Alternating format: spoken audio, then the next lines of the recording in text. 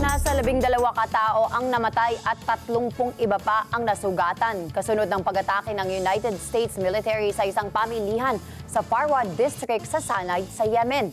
Ito ang lumitaw sa inisyal na casualty count. Ayon sa Houthis, tinamaan din sa airstrikes ang mga lalawigan ng Marib at Amran sa Yemen. Una nang inatake ng Amerika ang fuel port ng Ras Isa na ikinamatay ng nasa 80 katao at 150 naman ang nasugatan. Matatandaan na halos araw-araw na inaatake ng US military ang Yemeni Houthis sa nakalipas na mga buwan upang pigilan ang mga ito sa kanilang pag-atake sa mga barkong dumaraan sa Red Sea at Gulf of Eden na nakaapekto na sa global sea trade.